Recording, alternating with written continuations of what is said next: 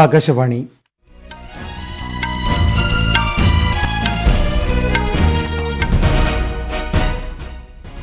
നമസ്കാരം. വാർത്തകൾ വായിക്കുന്നത് അനിൽകുമാർ.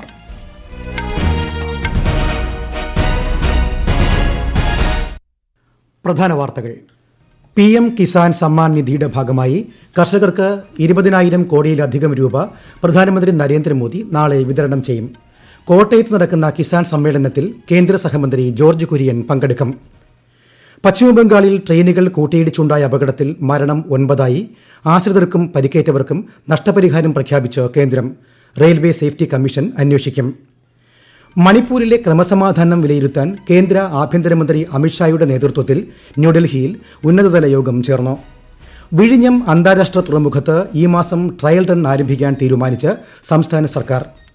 2020 ലോകകപ്പ് ക്രിക്കറ്റിൽ ഇന്ന് രാത്രി 8 നടക്കുന്ന മത്സരത്തിൽ ന്യൂസിലൻഡ് പാപ്പുവ ന്യൂ ഗിനിയുമായി ഏറ്റുമുട്ടും. വാർത്തകൾ വിശദമായി. പ്രധാനമന്ത്രി നരേന്ദ്രമോദി നാളെയും മറ്റന്നാളുമായി ഉത്തർപ്രദേശും ബീഹാറും സന്ദർശിക്കും. നാളെ വൈകിട്ട് ശ്രീ നരേന്ദ്രമോദി ദശാശ്വമേധ് ഘട്ടിൽ ഗംഗാ ആരതിയിൽ പങ്കെടുക്കും. കാശി വിശ്വനാഥ ക്ഷേത്രത്തിലും അദ്ദേഹം ദർശനം നടത്തും. മറ്റന്നാൾ നളന്ദ സർവകലാശാലയുടെ രാജഗിരിയിലുള്ള ക്യാമ്പസ് ഉദ്ഘാടനം ചെയ്യും. 17 രാജ്യങ്ങളുടെ പ്രതിനിധികൾ നളന്ദയിലെ ചടങ്ങിൽ പങ്കെടുക്കും. 1900 പേരെ ഉൾക്കൊള്ളിക്കാവുന്ന വിശാല ക്യാമ്പസിൽ 2 ബ്ലോക്കുകളിലായി 40 ക്ലാസ് മുറികളാണ് സജ്ജമാക്കിയിട്ടുള്ളത്. 500 വിദ്യാർത്ഥികൾക്കുള്ള ഹോസ്റ്റൽ സൗകര്യവും ക്യാമ്പസിൽ ഉണ്ടാകും. PM കിസാൻ സമ്മാൻ നിധിയുടെ 17ാം ഗഡുവിന്റെ ഭാഗമായി 20,000 കോടിയിലധികം രൂപ പ്രധാനമന്ത്രി നരേന്ദ്രമോദി നാളെ വിതരണം ചെയ്യും. വാരാണസിയിൽ നടക്കുന്ന ചടങ്ങിൽ 9,26,00,000 കർഷകർക്ക് തുക കൈമാറും. സ്വയം സഹായ സംഘങ്ങളിലെ 30,000 വനിതാ കർഷകർക്ക് കൃഷി സഖികൾക്കുള്ള സാക്ഷ്യപത്രവും പ്രധാനമന്ത്രി വിതരണം ചെയ്യും.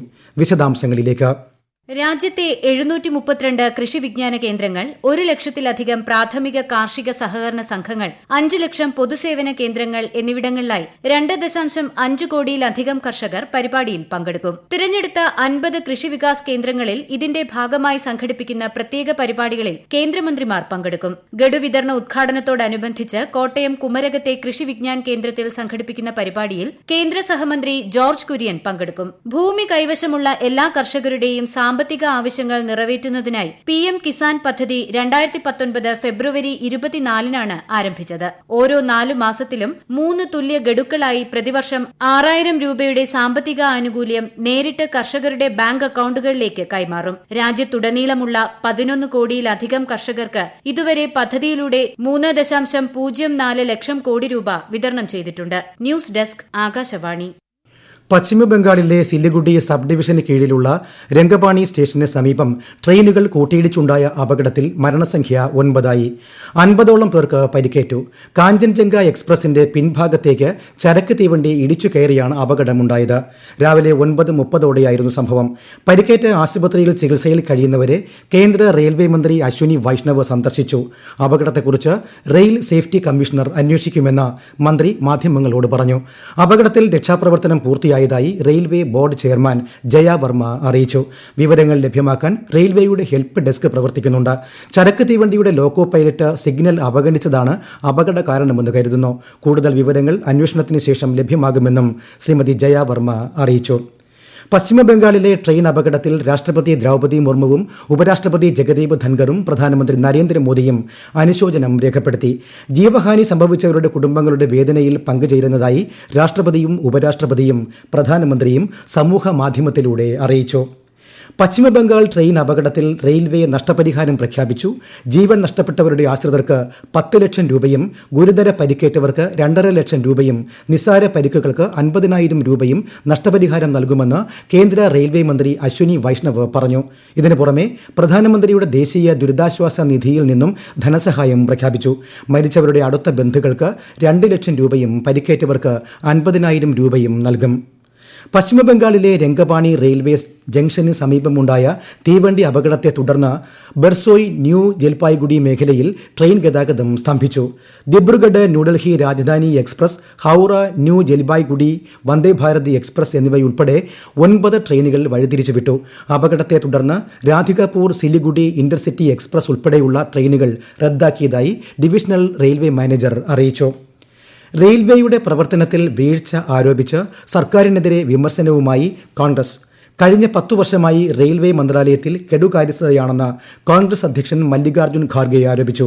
പശ്ചിമബംഗാളിലെ ദാരുണമായ അപകടത്തിൽ ശ്രീ ഖാർഗെ ദുഃഖം രേഖപ്പെടുത്തി. ഈ വാർത്തകൾ ആകാശവാണിയിൽ നിന്ന്. മണിപ്പൂരിലെ ക്രമസമാധാനം വിലയിരുത്താൻ കേന്ദ്ര ആഭ്യന്തരമന്ത്രി അമിത്ഷായുടെ നേതൃത്വത്തിൽ ഉന്നതതല യോഗം ചേർന്നു. ന്യൂഡൽഹിയിൽ നടന്ന യോഗത്തിൽ ആഭ്യന്തര സെക്രട്ടറി അജയ് ഭല്ല, കരസേനാ മേധാവി ജനറൽ മനോജ് പാണ്ഡെ തുടങ്ങിയവരും കേന്ദ്ര സംസ്ഥാന ഉദ്യോഗസ്ഥരും വിവിധ സുരക്ഷാ സേനകളിലെ ഉദ്യോഗസ്ഥരും പങ്കെടുത്തു. ഝാർഖണ്ഡിൽ സുരക്ഷാ സേനയുമായി ഉണ്ടായ ഏറ്റുമുട്ടലിൽ 4 മാവോയിസ്റ്റുകൾ കൊല്ലപ്പെട്ടു. പടിഞ്ഞാറൻ സിംഗ്ഭൂം ജില്ലയിലെ വനമേഖലയിൽ ഇന്ന് രാവിലെയാണ് ഏറ്റുമുട്ടലുണ്ടായത്. മാവോയിസ്റ്റുകൾ പതിയിരുന്ന് ആക്രമിക്കുകയായിരുന്നുവെന്ന് പോലീസ് അറിയിച്ചു. പ്രദേശത്ത് നിന്ന് നിരവധി ആയുധങ്ങളും കണ്ടെടുത്തു. 2 മാവോയിസ്റ്റുകളെ അറസ്റ്റ് ചെയ്തു. വിദേശകാര്യമന്ത്രി ഡോക്ടർ എസ് ജയശങ്കർ അമേരിക്കൻ ദേശീയ സുരക്ഷാ ഉപദേഷ്ടാവ് ജെയ്ക്ക് സള്ളിവനുമായി ന്യൂഡൽഹിയിൽ കൂടിക്കാഴ്ച നടത്തി. ഉഭയകക്ഷി പ്രാദേശിക ആഗോള വിഷയങ്ങൾ സംബന്ധിച്ച് സമഗ്രമായ ചർച്ച നടന്നതായി ഡോക്ടർ ജയശങ്കർ സാമൂഹ്യ മാധ്യമത്തിൽ അറിയിച്ചു. ഇന്ത്യ US തന്ത്രപരമായ പങ്കാളിത്തം ശക്തമായി തുടരുമെന്ന് അദ്ദേഹം ആത്മവിശ്വാസം പ്രകടിപ്പിച്ചു. ക്രിട്ടിക്കൽ ആൻഡ് എമർജിംഗ് ടെക്നോളജി സംരംഭത്തിന്റെ 2ാം വാർഷിക യോഗത്തിലും US ദേശീയ സുരക്ഷാ ഉപദേഷ്ടാവ് പങ്കെടുത്തു. വിഴിഞ്ഞം അന്താരാഷ്ട്ര തുറമുഖത്ത് ഈ മാസം തന്നെ ട്രയൽ റൺ ആരംഭിക്കാൻ സംസ്ഥാന സർക്കാർ തീരുമാനം. തുറമുഖം പ്രവർത്തനം ആരംഭിക്കുന്നതിന് ഏതാനും അനുമതികൾ കൂടി ലഭിക്കാനുണ്ടെങ്കിലും ആദ്യഘട്ടത്തിന് ആവശ്യമായ അടിസ്ഥാന സൗകര്യങ്ങൾ ഇതിനകം പൂർത്തിയായിട്ടുണ്ടെന്ന് അധികൃതർ അറിയിച്ചു. കസ്റ്റംസ് അംഗീകാരം ലഭിച്ചതോടെ തുറമുഖത്തിലൂടെയുള്ള ചരക്ക് നീക്കവും നിയമവിധേയമായി. വലിയ മദർഷിപ്പുകൾക്ക് എത്താൻ കഴിയുന്ന രാജ്യത്തെ ഒരേയൊരു തുറമുഖമാണ് വിഴിഞ്ഞം. 2020 ലോകകപ്പ് ക്രിക്കറ്റിൽ ഇന്ന് രാത്രി 8 നടക്കുന്ന മത്സരത്തിൽ ന്യൂസിലൻഡ് പാപ്പുവ ന്യൂഗിനിയുമായി ഏറ്റുമുട്ടും. രാവിലെ നടന്ന ഗ്രൂപ്പ് മത്സരങ്ങളിൽ ബംഗ്ലാദേശിനും ശ്രീലങ്കയ്ക്കും ജയം. ഗ്രൂപ്പ് ഡിയിലെ പോരാട്ടത്തിൽ നേപ്പാളിനെ 21 റൺസിനാണ് ബംഗ്ലാദേശ് പരാജയപ്പെടുത്തിയത്. മറ്റൊരു മത്സരത്തിൽ നെതർലൻഡ്സിനെ ശ്രീലങ്ക 83 റൺസിന് തോൽപ്പിച്ചു. യൂറോ കപ്പിൽ റൊമാനിയ യുക്രൈൻ മത്സരം പുരോഗമിക്കുന്നു. ജർമ്മനിയിലെ അലയൻസ് അരീന സ്റ്റേഡിയത്തിലാണ് മത്സരം. രാത്രി 9:30 നടക്കുന്ന മത്സരത്തിൽ ബെൽജിയം സ്ലോവാക്യയെ നേരിടും.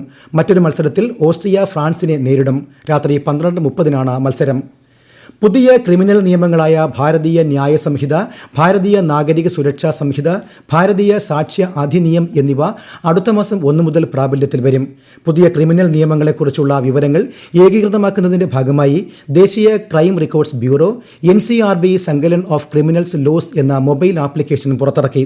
ഗൂഗിൾ പ്ലേ സ്റ്റോറിലും ആപ്പിൾ ആപ്പ് സ്റ്റോറിലും ആപ്പ് ലഭ്യമാകും. ഗസയിലെ ഹമാസുമായുള്ള യുദ്ധകാര്യങ്ങൾ ചർച്ച ചെയ്യുന്നതിനുള്ള 6 അംഗ പ്രത്യേക മന്ത്രിസഭ ഇസ്രായേൽ പ്രധാനമന്ത്രി ബെഞ്ചമിൻ നെതന്യാഹു പിരിച്ചുവിട്ടു. പ്രതിപക്ഷ നേതാവ് ബെന്നി ഗാൻസും അദ്ദേഹത്തോടൊപ്പം നിൽക്കുന്ന ഗാഡി ഐസൻകോട്ടും രാജിവെച്ച് ഒരാഴ്ചയ്ക്കുള്ളിലാണ് നടപടി.